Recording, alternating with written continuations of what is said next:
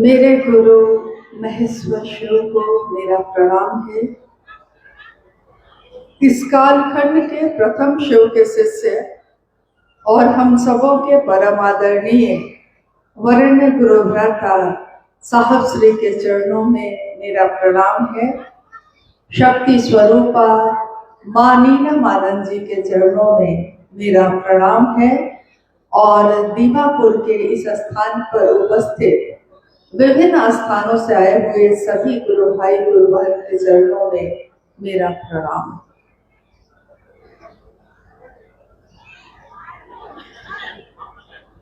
महागुरु महादेव की दया से, असीम दया से आज आप सभी के बीच आने का सौभाग्य प्राप्त हुआ है और अपने गुरु की बात रखने का मौका मिला है।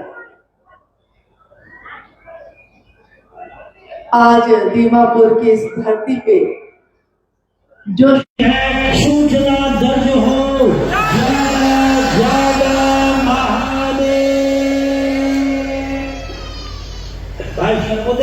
हमारे बीच शिव गुरु महोत्सव घटित हो रहा है।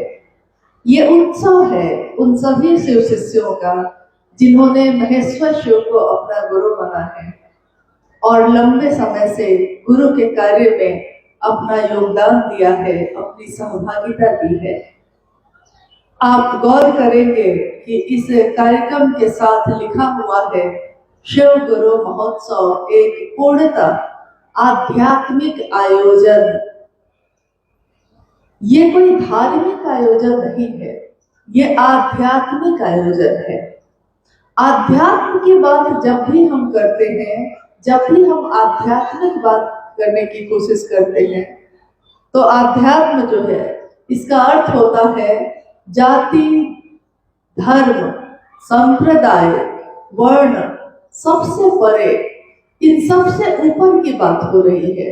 ये किसी जाति विशेष की बात नहीं हो रही, ये किसी विशेष धर्म की बात नहीं हो रही, ये न तो वर्ण की बात हो रही है, ना तो पुरुष और स्त्री की समानता की बात हो रही है। ये बात हो रही है शिव के गुरु स्वरूप की और उनका शिष्य बनने की। और याद रखिए कि कोई भी जब गुरु और शिष्य परंपरा की बात होती है तो उसमें किसी भी तरह का बंधन, किसी भी तरह के नियम लागू नहीं किए जाते। कोई भी शिष्य बन सकता है। गुरु अगर जगत के हो, जगत गुरु हो, तो वो किसी को नहीं कह सकते कि मैं तुम्हारा गुरु बनूंगा और मैं तुम्हारा गुरु नहीं बनूंगा।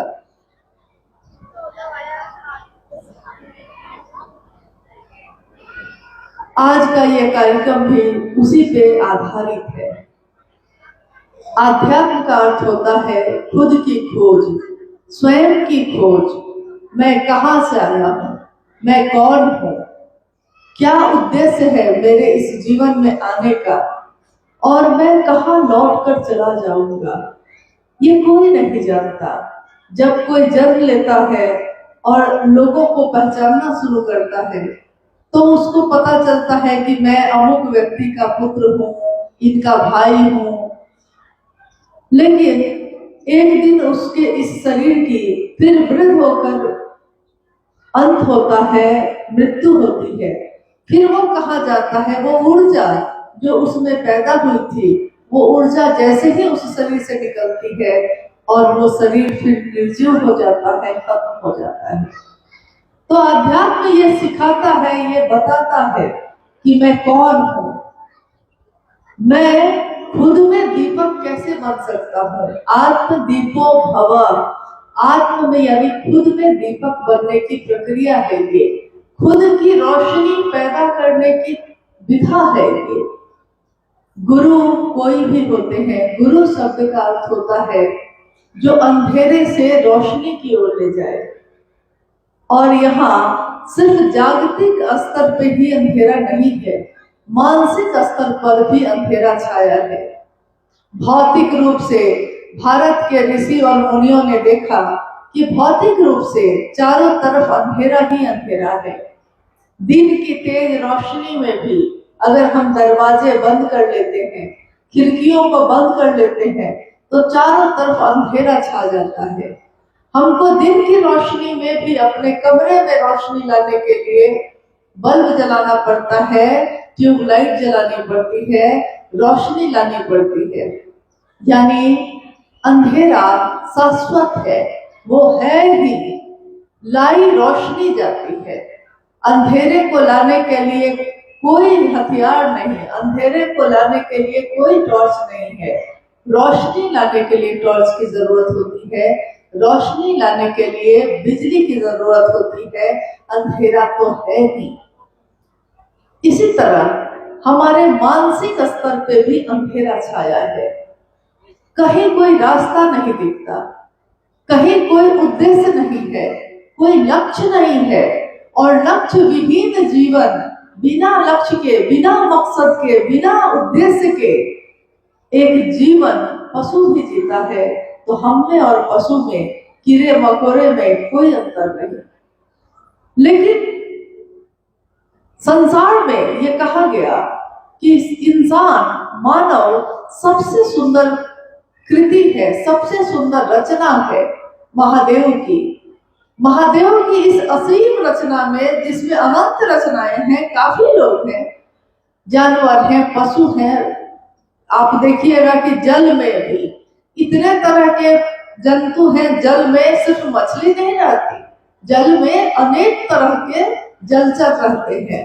धरती पे भी बहुत तरह के लोग रहते हैं, बहुत तरह के जानवर, पशु, पक्षी, इंसान, और आसमान में भी बहुत तरह के पशु पक्षी की रूपरेखा के जो भी लोग होते हैं। आसमान में भी पंछी उड़ते हैं, तरह तरह के पंछी।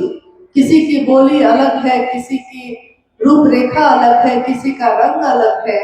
यानी धरती पे, जल में, आसमान में इतने तरह के जीव जंतु हैं जिसकी कल्पना नहीं की जा सकती, जिसकी गिनती नहीं की जा सकती।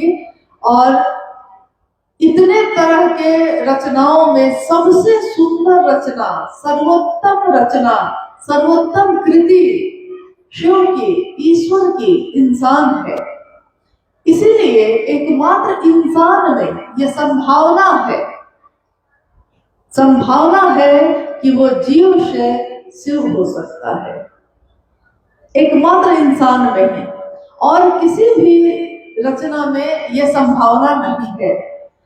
इंसान में विवेक है, निर्णय लेने की क्षमता है, वो दिमाग से सोच सकता है, वो दिल से महसूस कर सकता है, और अपने इस जीवन को नीचे से नीचे भी गिरा सकता है, और ऊपर से ऊपर भी ऊर्ध्वमुखी होकर जा सकता है, ऊर्ध्वगमन कर सकता है, और अधोमुखी भी हो सकता है।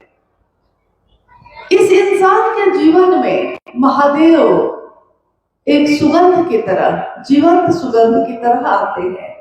महादेव जो भगवान है, शिव जो ईश्वर का नाम है, देवों का देव, अनेक देवी देवता हैं।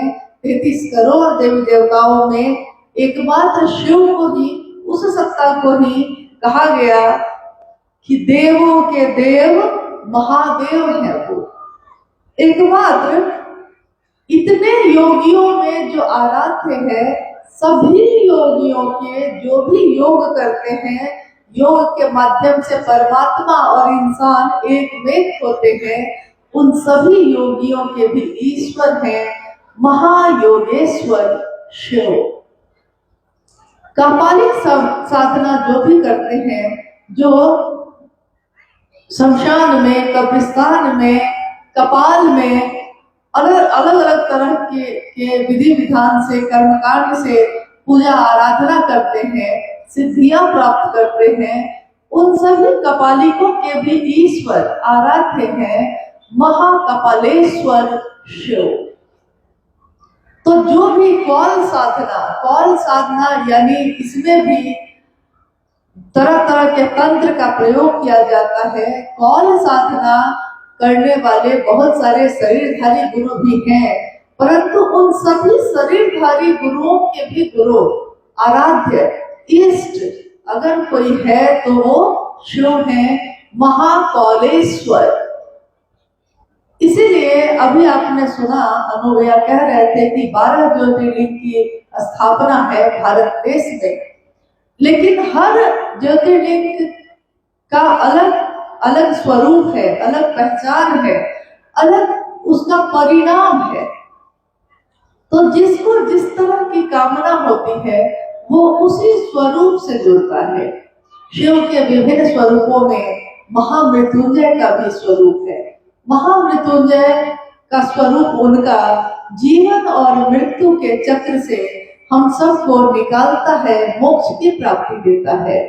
इसीलिए ओम त्र्यंबकम यजामहे सुगंधिं पुष्टिवर्धनम महामृत्युंजय जप का जप भारत के ऋषि मुनियों ने अनंत काल से किया है, सदियों से ये होता आया है, आज भी हो रहा है। इसका कारण यही है कि जीवन और मृत्यु के चक्र से हम निकल जाएं और हमको मोक्ष की प्राप्ति हो, हम शिव की शरण प्राप्त करें। तो उनका वो स्वरूप है महामृत्युंजय, मृत्यु पे भी जो विजय प्राप्त करते हैं। महाकाल, काल भी जिनके नियंत्रण में है, काल भी जिनको भजता है।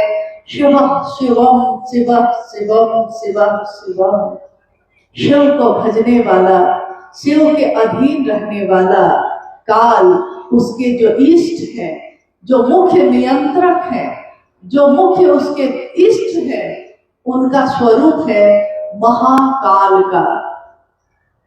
और महादेव के हजारों नाम हैं। नीलकंठ है वो, त्रिलोकीनाथ है वो, त्रयंबक है वो, 3 नेत्रों वाले हैं, उमा के पति हैं, गणेश के पिता हैं, और अपने गणों के, अपने मित्रों के, अपने जो उनके अनुजन हैं, उनका अनुसरण करने वालों के वो गणाधीश्वर भी हैं और गणाधीश्वर के भी ईश्वर हैं। इसीलिए शिव अपने गणों से जाने जाते हैं, शिव अपने गणों से घिरे होते हैं। उनके लोगों में, उनके आदमियों में, शिव के जो लोग हैं उसमें कैसे कैसे लोग हैं, देवी देवता भी हैं, राक्षस भी हैं, भूत प्रेत भी है, पिशाच भी है। यानी शिव एक ऐसी सत्ता है जहां सभी समान रूप से हैं। ईश्वर के रूप में वो समदर्शी हैं, सबको समान रूप से देखने वाले हैं, वो कभी भेद नहीं करते। इसलिए महादेव अत्यंत से अत्यंत साधारण लोगों के भी इष्ट हैं। महादेव एक ऐसी सत्ता है जो सबको अपने नजदीक लाते हैं। इसलिए उनका एक नाम और है बाबा। बाबा नाम से जाने जाते हैं क्योंकि बाबा उसको कहते हैं जो पिता से भी ज्यादा प्रिय हो, जिसने जन्म दिया है उसको भी जन्म देने वाला, उस सत्ता को कहा जाता है बाबा। तो महादेव को बाबा भी कहा जाता है। महादेव को भोला भी कहा जाता है। वो भोला है, भोला बन के बैठे हैं, परंतु क्या वो भोला बन के जो बैठे हैं वो भोला है जो किसी से अब घोर नहीं होता, जो कभी भी तरंगों में नहीं होता, जो कभी भी किसी के व्यवधान देने से चिंतित नहीं होता, उनका वो स्वरूप है अघोर। इसीलिए शिव को अघोरेश्वर भी कहते हैं। अघोर का अर्थ होता है जिसमें कहीं कोई तरंग नहीं, हर जगह शांत है, एक समान है, परम शांति जहाँ जाकर उपलब्ध होती है, शिव का वो स्वरूप है अघोर का। इसलिए महादेव अघोर है और उनकी अनंत शक्तियां हैं, बहुत सारी शक्तियां हैं, बड़ी से बड़ी 10 महाविद्या से लेकर न्यून से न्यून शक्तियों के धारक शिव है। शिव अपनी शक्तियों से जाने जाते हैं। शिव की एक देवी, शिव की एक शक्ति ऐसी है जिनको अघोरा कहा गया, वो है माँ काली। इसलिए कहा गया क्योंकि वो काल से परे की देवी मानी गई है। जो काल के परे है यानी वहां कुछ भी पैदा नहीं हुआ, कोई सृष्टि अभी नहीं बनी, कहीं भी कोई तरंग नहीं है। तो देवी माँ काली अघोरा है और शिव अघोर है। शिव जब अपनी समस्त शक्तियों के साथ सुसुप्त अवस्था में, शांत अवस्था में बैठे हैं और उनके मन में एक इच्छा तरंग के रूप में पैदा होती है। इच्छा है एक हो हम बहुत श्याम, मैं एक हूँ अनेक हो जाऊं। अनेक होने की जैसे ही इच्छा होती है, शिव की इच्छा में बल है, शिवेच्छा बली असी, यानी शिव की ही इच्छा में परम बल है। हमारी आपकी इच्छा में भी बल है, परंतु बहुत थोड़ा सा है। जिसकी इच्छा में बल ही बल है वो शिव है। इसलिए जैसे ही शिव इच्छा करते हैं कि सृष्टि बननी शुरू होती है, आकाश बनता है, हवा बनती है, अग्नि बनती है, जल बनता है और पृथ्वी बनती है। 5 तत्वों और 3 गुणों से ये पूरा संसार बना है और 5 तत्व और 3 गुण से ये मानव का शरीर भी बना है। इसीलिए 5 तत्वों को बनाने वाला शिव, अगर शिव में ये 5 तत्व ना होंगे तो वो बनाते कैसे? इसलिए हमारे आपके शरीर को जिसने बनाया है, हमको आपको जिसने पैदा किया है, वही हमारा सबसे सही गुरु हो सकता है। शिव को जगत गुरु कहा गया। गुरु, सदगुरु और जगत गुरु। तो गुरु शब्द का अर्थ होता है जो अंधेरे से रोशनी की ओर ले जाए। साहब श्री हरिनानंद जी ने गुरु शब्द की एक और व्याख्या की। उन्होंने कहा कि गुरु का अर्थ होता है भारी, जो आपके मन पे भारी हो। पूरी दुनिया एक तरफ हो जाए और हमसे कहा जाए कि महादेव को छोड़ दो, तो ये संभव नहीं। महादेव को पकड़ना आसान है, परंतु महादेव को छोड़ना बहुत कठिन है, क्योंकि महादेव से ज्यादा प्रेम करने वाला, महादेव से ज्यादा करुणा बरसाने वाला, आपने सुना अभी, बरसेगा बरसेगा बरसेगा। क्या बरसेगा? शिव की दया, शिव की करुणा, शिव की अमृत धारा जो बरसती है इंसान पे, वो इतनी सुंदर है, इतनी सुवासित है, सुगंधित है कि जब वो बरसता है तो फिर शिव को छोड़ना कठिन है। इसलिए शिव को एक पलड़ा पे अगर शिव हो और दूसरे पलड़े पे अगर पूरी दुनिया हो, परंतु हम शिव को ही पकड़ेंगे, शिव का ही सानिध्य प्राप्त करेंगे। दुनिया में लोग हमको आपको छोड़ सकते हैं, वो शिव कभी छोड़ते नहीं। वो शिव अपनी करुणा से हमेशा हमारे मन को, जीवन को आर्द्र रखते हैं, सुगंधित रखते हैं। तो शिव का जो गुरु स्वरूप है, वो धरती पे भी शरीरधारी गुरु है, बहुत सारे हैं, परंतु आज का जो समय है उसमें सही गुरुओं का अभाव हो गया है, जो सही रास्ता दिखा सकते हैं, जो सही रास्ते पे लेके चल सकते हैं, वैसे गुरुओं की काफी कमी है। कुछ सही गुरु हैं भी, तो एक सीमा के बाद वो काम नहीं कर पाते। देवी देवता की भी बात जब हम करते हैं तो बहुत सारे देवी देवता हैं। माँ दुर्गा है, ये युद्ध की देवी है, वो महिषासुर मर्दिनी कही जाती है। जब जब धरती पे महिष की शक्ति बढ़ती है तो माँ दुर्गा, माँ भगवती उस रूप में अवतरित होती हैं और उसका वर्णन करती हैं। जब जब राक्षसी प्रवृत्ति बढ़ती है, जब आसुरी शक्ति बढ़ती है, तो शिव की शक्तियां उसका दमन करती हैं। परंतु शिव उस अवस्था में भी शांत होते हैं, परम शांत होते हैं। यहाँ तक कि जिसके बारे में वो शिव जानते हैं कि ये मेरे ही ऊपर अपना प्रयोग करेगा, फिर भी अगर वो, चाहे वो देवता हो, चाहे वो नर हो, चाहे वो राक्षस हो, वो अगर शिव की आराधना करता है तो शिव उसको भी आशीर्वाद देते हैं, उसको भी वरदान देते हैं। एक कहानी आती है कि एक भस्मासुर नाम का राक्षस था जिसने शिव की आराधना की। शिव की आराधना तपस्या करते करते एक दिन उसने शिव को प्रसन्न कर लिया। शिव प्रकट हुए। शिव ने कहा, क्या मांगते हो? भस्मासुर ने कहा कि मैं मांगता हूं कि मेरी मौत ना हो किसी से, और मैं चाहे जिसके ऊपर हाथ रख दूं वो भस्म हो जाए। वो अग्नि से जल जाए, लेकिन मैं मुझ में कोई दूसरा कुछ नहीं कर सके, मुझको मृत्यु ना हो, मैं यही वरदान आपसे मांगता हूँ। महादेव ने हंसते हुए कहा, कहानी है कि महादेव ने हंसते हुए कहा तथास्तु, ऐसा ही हो, और महादेव अंतर्ध्यान हो गए। हुआ भी यही, भस्मासुर जो है, महादेव अभी अंतर्ध्यान हो ही रहे हैं, महादेव अभी है ही कि भस्मासुर के मन में राक्षस है वो, तो राक्षस के मन में राक्षसी प्रवृत्ति ही आती है। तो राक्षस चाहे शिव की आराधना भी कर लेता है तो उसका परिमार्जन तो हो सकता है, परंतु अभी परिमार्जन हुआ नहीं है। उसने शक्ति मांगी, शक्ति को संभालने का ज्ञान नहीं मांगा। तो शिव अभी है ही, और भस्मासुर के मन में ये बात उत्पन्न होती है, पैदा होती है कि क्यों नहीं मैं शिव के ऊपर ही अपना हाथ रख के देखूं।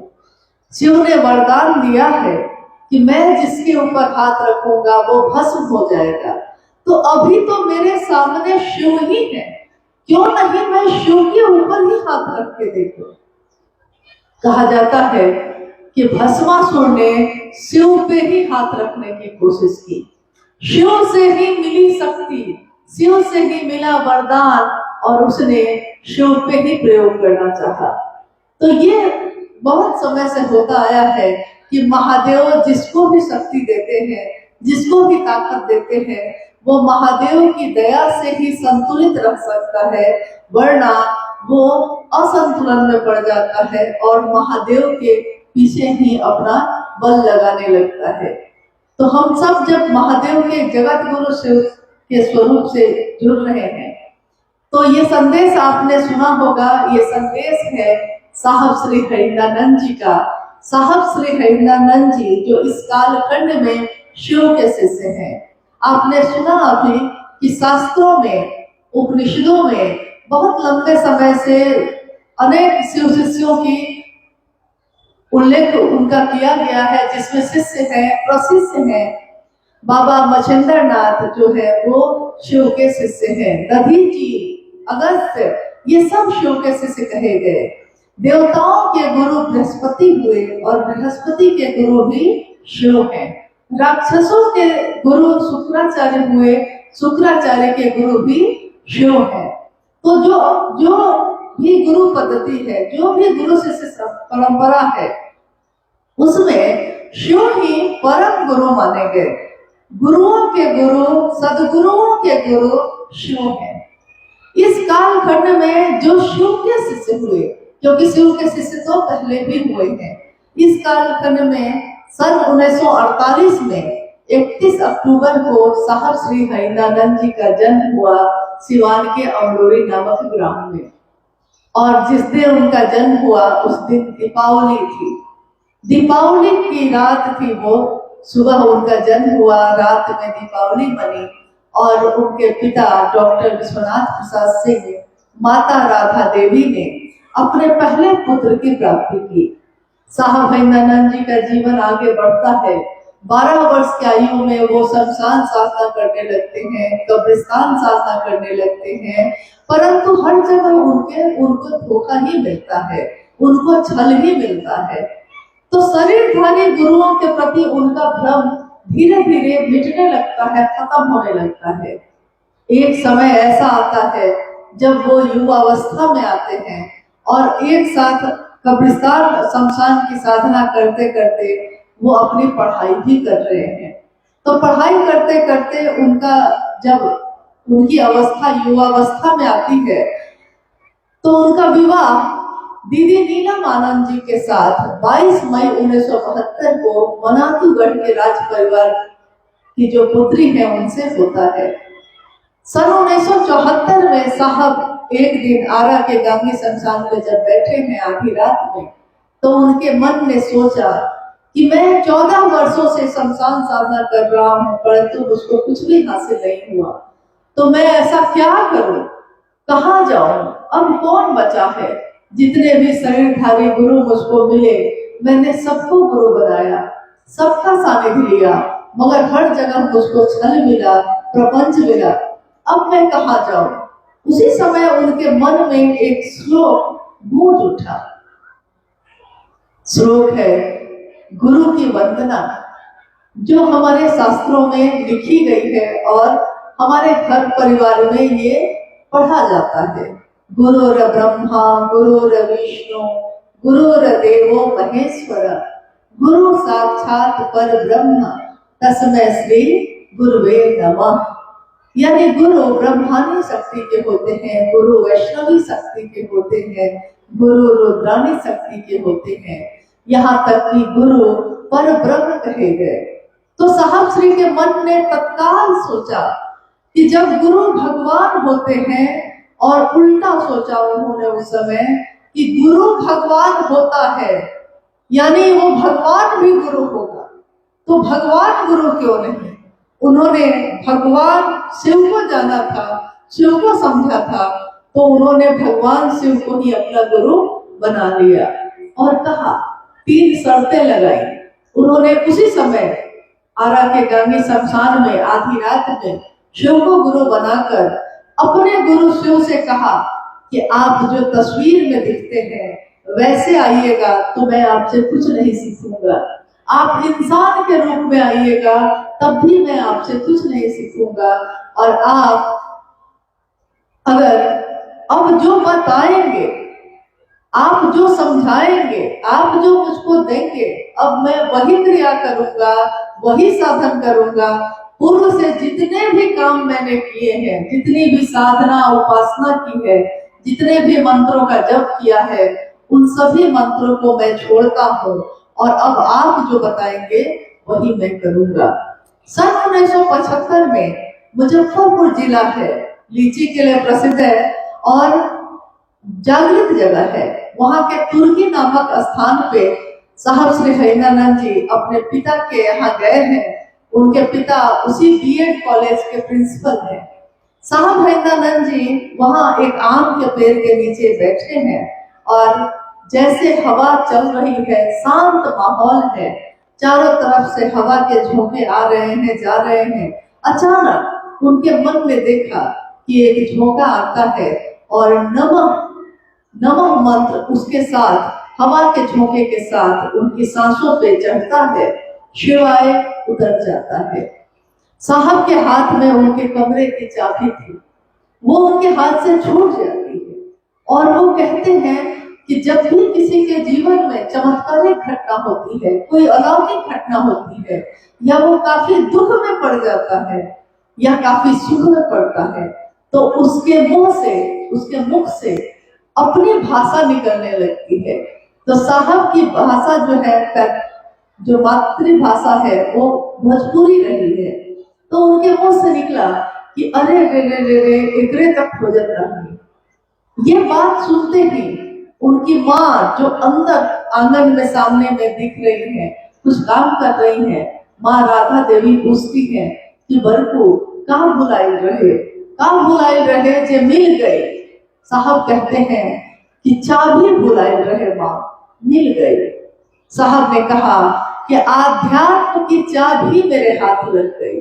नमः शिवाय शिव का प्राण मंत्र है, नमः शिवाय शिव का पंचाक्षर मंत्र है, और मेरे हाथ में ये मंत्र जो मेरे सांसों में आया है, मेरे हाथ में एक ऐसी चाबी आई है जिसने आध्यात्म के रास्ते खोल दिए, जिसने आध्यात्म की चाबी दे दी। आज तक आध्यात्म में या धर्म में कोई न कोई शरीरधारी गुरु है, कोई न कोई शरीरधारी अस्तित्व है जो कहता है कि मैं तुमको पहुंचाऊंगा ईश्वर के पास।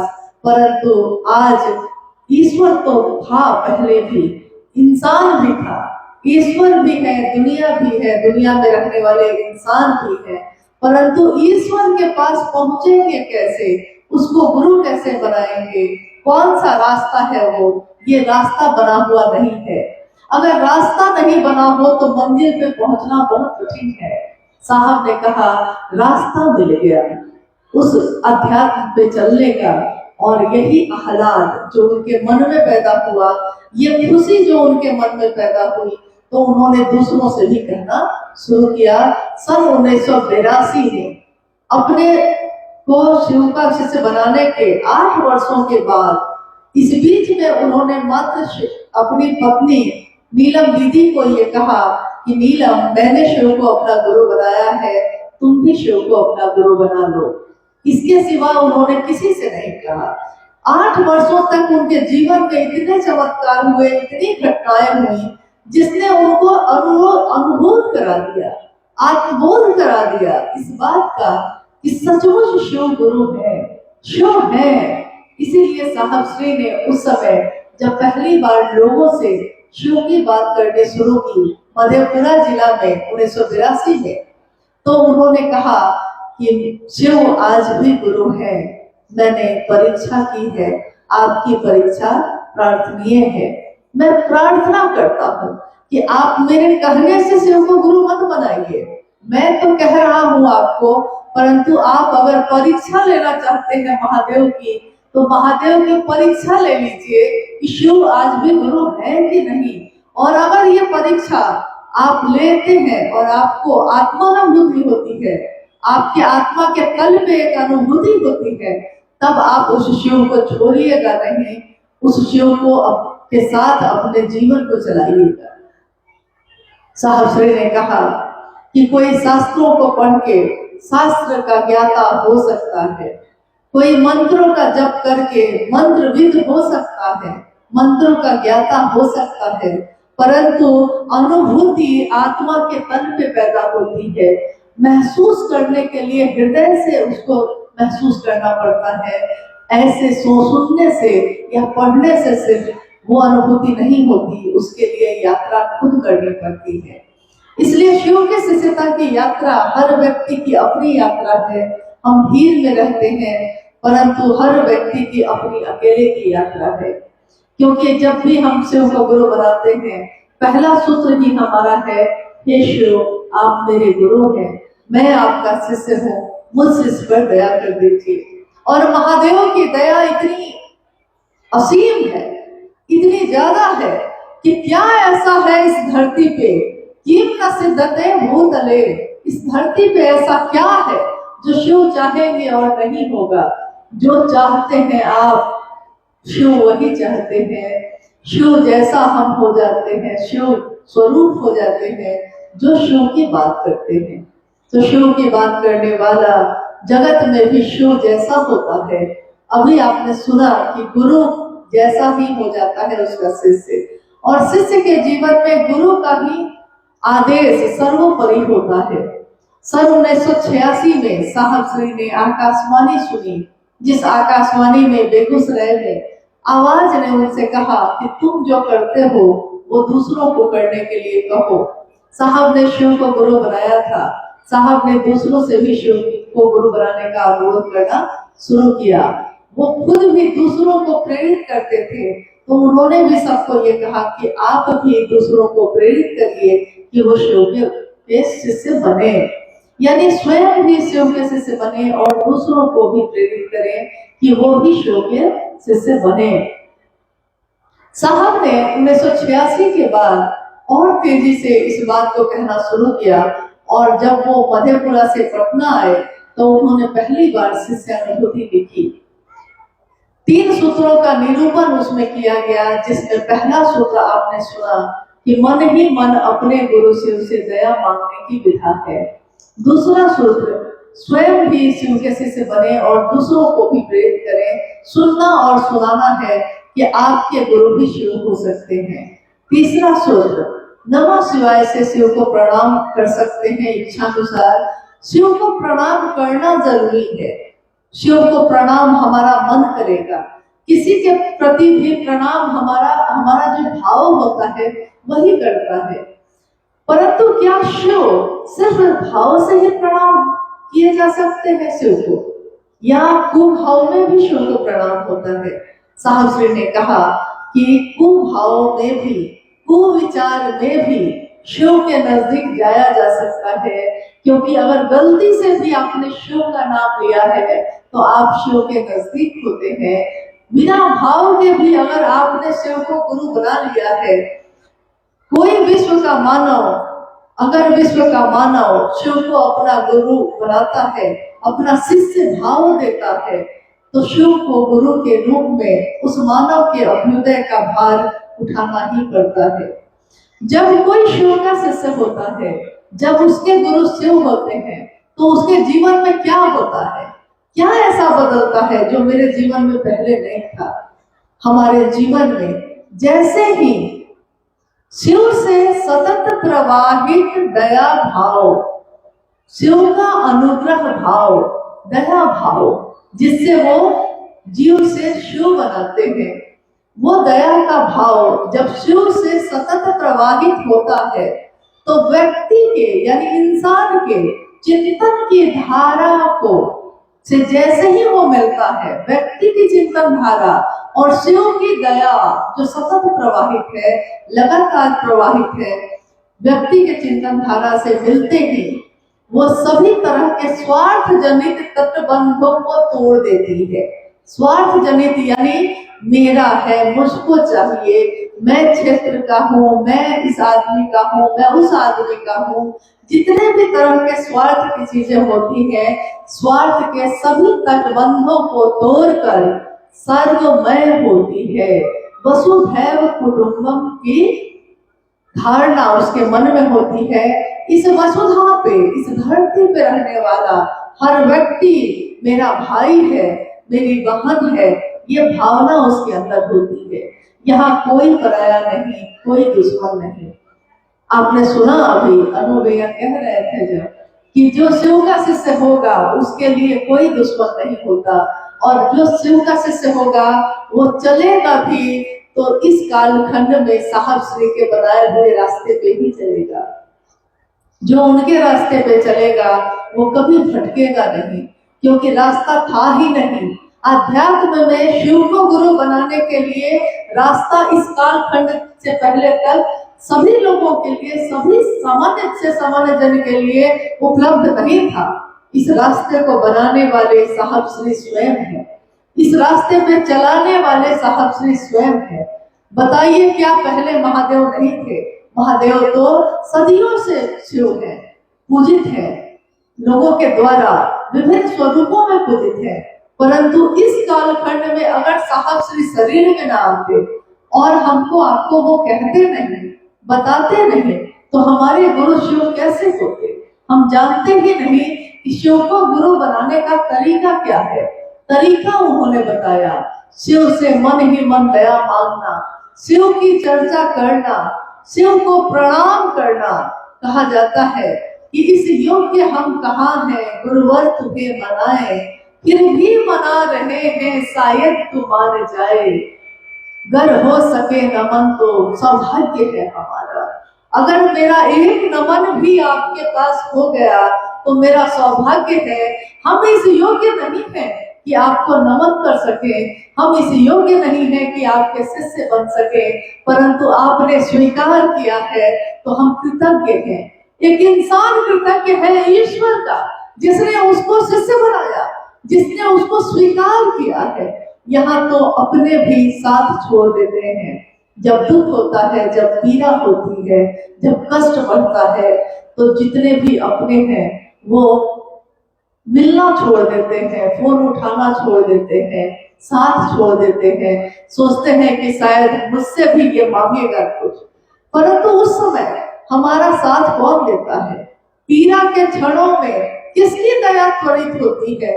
जब पीड़ा का क्षण होता है, पीड़ा और कष्ट का समय गुजरता रहता है, तो शिव ही हमारे एकमात्र विकल्प होते हैं। इसीलिए साहब श्री ने कहा कि शिव की शिष्यता ही एकमात्र विकल्प है इस धरती पे रहने वालों का। और गुरु का शिष्य जो भी होगा, शिष्य वही है जो गुरु के आदेश पे चलने योग्य हो, शिष्य वही है जो गुरु के अनुशासन के अंदर रहने योग्य हो। गुरु ने आदेश दिया है तो गुरु का आदेश ही शिष्य के जीवन का आधार होता है। इसके बहुत सारे उदाहरण हैं। हमारे देश में एक समय ऐसा था जब गुरुकुल की परंपरा थी, गुरु और शिष्य की परंपरा थी। एक ऋषि धौम्य थे। ऋषि धौम्य के आश्रम में काफी शिष्य थे और शिष्यों के भोजन के लिए आश्रम के कुछ दूरी पे खेत थे। उन खेतों में शिष्य ही जाकर खेती करते थे और पढ़ाई भी करते थे। उन खेत के अनाज से ही शिष्यों का जीवन चलता था। एक रात अचानक तूफानी बारिश शुरू हो गई। तूफान और बारिश दोनों, खेतों में अन्न लगे हुए थे। ऋषि धौम्य ने अपने शिष्यों को बुला के कहा कि सब कोई जाओ, खेतों पे जाओ और देखना खेत की जो मेड़ है वो टूट नहीं जाए। अगर खेत की मेड़ टूट गई तो सारे अनाज उसमें बह जाएंगे और खाने को कुछ बचेगा नहीं। उन्होंने ये बात कही तो सभी शिष्यों से थी। उनके सभी शिष्य खेतों की तरफ चले गए। रात और गहरी होती गई, तूफान और बढ़ता गया। एक समय ऐसा आया कि धीरे धीरे सभी शिष्य वापस लौटने लगे आश्रम में। ऋषि ने देखा कि सभी शिष्य वापस आ गए, एक शिष्य वापस नहीं आया अभी तक। उस शिष्य का नाम था आरुणि। आरुणि वापस नहीं आया, तो अब गुरु शिष्य की तलाश कर रहे हैं। जब शिष्य हारता है, जब शिष्य निराश और हताश होता है, तो गुरु उसकी तलाश में निकलते हैं। तो गुरु जो धौम्य थे, ऋषि धौम्य, वो अपने शिष्य आरुणि की तलाश में खेतों की तरफ चले। अंधेरी रात थी, बारिश हो ही रही थी, रुक ही नहीं रही थी। खेतों के नजदीक जाने पर उन्होंने देखा कि बिजली की चमक जब हो रही थी, तो उन्होंने देखा कि उनका शिष्य जो कोमल है, सुकुमार है, वो शिष्य आरुणि खेतों की मेड़ पे लेटा हुआ है। ऋषि धौम्य ने दौड़ते हुए उसके पास जाके कहा, आरुणि, आरुणि, तुम खेतों के बाग में मेड़ पे लेटकर क्या कर रहे हो? ऐसे तो तुम्हारी मौत हो जाएगी। उनके शिष्य आरुणि ने उठकर कहा गुरु से, अपने गुरु से, गुरु जी, आपने कहा था, आपने आदेश दिया था, आपने कहा था मेड़ टूटनी नहीं चाहिए। मैंने सारे प्रयत्न किए कि मेड़ ना टूटे, परंतु एक जगह से मेड़ टूटने लगी और मेरे पास अब कुछ भी बाकी नहीं था।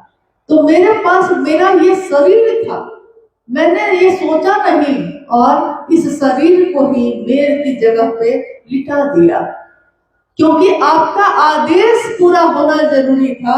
मेरे इस जीवन का यही लक्ष्य है कि मैं अपने गुरु के आदेश पे चलूं। आज भी इतिहास में ऋषि धौम्य और उनके शिष्य आरुणि का उदाहरण दिया जाता है। गुरु के आदेश पे चलने वाला कोई हो तो कैसा हो? आरुणि जैसा हो। हमारे गुरु है शिव, स्वयं शिव, कोई शरीरधारी गुरु नहीं है। भगवान शिव हमारे आपके गुरु है। तो जिसके गुरु भगवान स्वयं हो, उसका आचरण कैसा होना चाहिए? शिष्य के जीवन में गुरु के आदेश के सिवा कुछ भी नहीं होता और शिष्य के जीवन में गुरु ही सबसे ऊपर होते हैं। गुरु का रास्ता बताने वाला उसके बाद वही होता है, बाकी सब तो उसके जीवन में समान ही होते हैं। ऋषि और गुरु की परंपरा तो बहुत समय से चलती आई, परंतु भगवान से वो मेरे और आपके जैसे लोगों के गुरु हो सकते हैं। ये परंपरा सामान्य जन के लोगों के बीच नहीं थी। ये कलयुग है। ये कलयुग ऐसा युग है जिस युग के बारे में कहा गया था पूर्व के शास्त्रों में, सतयुग में, त्रेता युग में, द्वापर युग में कहा गया कि कलयुग एक ऐसा युग होगा जिस युग में महेश्वर और चंडी की पूजा होगी। महेश्वर और चंडी की पूजा तो होगी, परंतु ये युग ऐसा युग होगा जिसमें लोग धर्म से विमुख हो जाएंगे। पाप और अनाचार का बोलबाला होगा। गुरु और शिष्य परंपरा भी जाती रहेगी। नैतिकता का पतन होगा। लोग अधोमुखी होंगे, वो ऊर्ध्वमुखी ना हो सकेंगे। परंतु ये बात लिखी है कि हाँ, पूजा किसकी होगी? तो शिव और चंडी की होगी, यानी शिव और उसकी शक्तियों की होगी। और देखिए, ये कलयुग, जिस युग के बारे में लोगों ने केवल खराब बातें कही, कुछ भी अच्छा नहीं कहा, किसी ने नहीं कहा आज से पूर्व भविष्य में क्या होगा, तो किसी ने नहीं कहा कि हाँ कलयुग में कुछ अच्छा होगा। सबने कहा कि कलयुग में खराब ही खराब होगा। परंतु एक शिव के शिष्य का अवतरण हुआ, एक शिव का शिष्य इस कालखंड में हमारे आपके बीच आए और उन्होंने इस युग की रूपरेखा ही बदल दी। आज करोड़ों शिव के शिष्य अपने जीवन में शिव को गुरु बना के चल रहे हैं और इसी कलयुग में नैतिकता उनके जीवन में बढ़ती चली जा रही है। वो धर्म और आध्यात्म की तरफ रास्ता बढ़ा रहे हैं अपना और नमः शिवाय मंत्र से शिव को प्रणाम कर रहे हैं। शिव पुराण में एक जगह पे उल्लेखित है कि एक समय जब ऐसा आएगा, जब कलयुग का समय होगा, तो लोगों के पास, दुनिया के लोगों के पास एकमात्र उपाय बचेगा नमः शिवाय, यानी शिव का प्राण मंत्र ही हमारे प्राणों को बचा सकता है। तो देखिए क्या संयोग है कि इस कालखंड में साहब श्री आए और उन्होंने हम सबको शिव का शिष्य बनाया। शिव का शिष्य बनाया ही नहीं, दूसरों को भी शिव का शिष्य बनाने के लिए प्रेरित किया। आपने कभी नहीं सुना होगा कि साहब श्री ने आज तक अपने शिव चर्चाओं में कभी कहा होगा कि मुझसे मिलना भी जरूरी है। उन्होंने खुद से मिलने की बात भी नहीं की। उन्होंने कहा कि शिव आपके लिए जरूरी है, शिव से मिलिए, शिव को पुकारिए, शिव को प्रणाम करिए। आज से पहले जब भी साहब ने जो भी बातें कही हैं, उन सभी बातों में यही बात उन्होंने कही है, महादेव आपके गुरु हैं। परंतु जब कोई व्यक्ति उनका संदेश लेकर जगह जगह जाता है, जब किसी क्षेत्र में हम और आप जाते हैं, तो वहां लोग हमको आपको सम्मान देने लगते हैं, हमारा मन विचलित होता है, शिव का अनुगमन छोड़कर क्षेत्र का अनुगमन करने लगता है। जबकि साहब श्री ने स्पष्ट कहा कि शिव की शिष्यता में कोई वरीय नहीं होगा, शिव की शिष्यता में कोई वरिष्ठ नहीं होगा, शिव की शिष्यता में कोई मार्गदर्शक और अगुआ नहीं होगा, शिव की शिष्यता में कोई उत्तराधिकारी नहीं होगा। शिव की शिष्यता में शिव स्वयं मार्गदर्शक है, शिव स्वयं है, अस्तित्व में है। अगर शिव की मौत होगी तभी ना कोई उत्तराधिकारी होगा। शिव स्वयं खुद गुरु है तो उनका कोई उत्तराधिकारी दूसरा नहीं होगा, कोई क्षेत्राधिकारी नहीं होगा। यानी शिव का संदेश लेकर आज दुनिया में करोड़ों शिव के शिष्य यहाँ से वहां जाते रहते हैं। ये संदेश भी है साहब श्री हरिनानंद जी का, ये तीनों सूत्र भी दिया हुआ है साहब श्री हरिनानंद जी का। शिव को गुरु बनाने की ये परंपरा भी शुरू की हुई है साहब श्री हरिनानंद जी की। तो संदेश जिसका है, अगर होगा भी, अगर वो मालिक होगा भी, तो वो स्वयं होंगे और दूसरा कोई नहीं हो सकता। तो हम चाहे दीमापुर में आए, चाहे मणिपुर में जाए, चाहे दुनिया के किसी भी कोने में जाकर शिव की बात करेंगे, संदेश हमेशा स्वयं साहब श्री का होगा। और इसके मालिक वही है, मालिक कहा जाता है उसको जो बगीचे की देखभाल करता है। इस बगीचे का जो शिव शिष्यता का बगीचा है, इसके मालिक साहब ने कहा कि शिव स्वयं है, इसके मालिक है शिव। लेकिन इस बगीचे की देखभाल कौन करता है? इस बगीचे में पौधा लगाया किसने? इस बगीचे के पौधे को बचाता कौन है?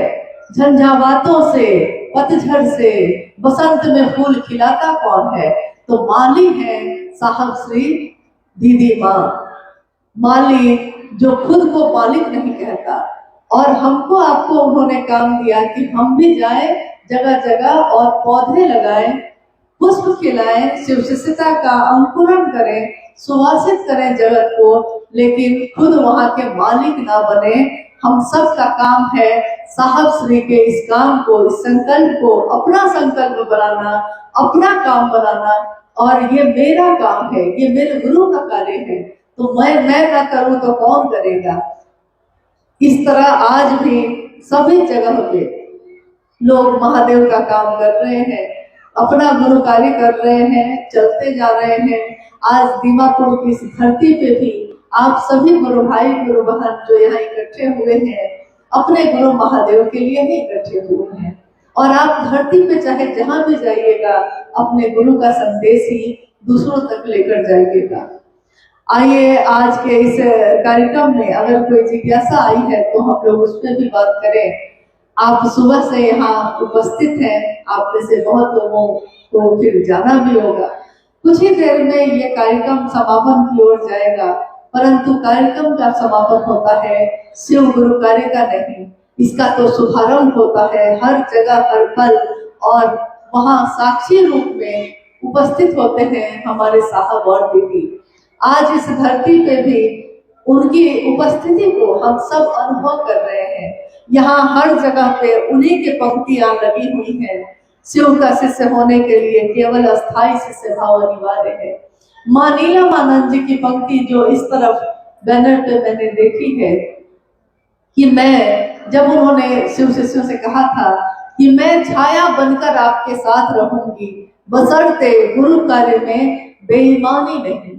जो गुरु का कार्य करेगा, जो अपने शिव का कार्य करेगा, जो शिव की बात करेगा, वो कभी बेईमानी नहीं कर सकता। वो शिव के लिए शिव का काम करेगा, अपने लिए नहीं करेगा।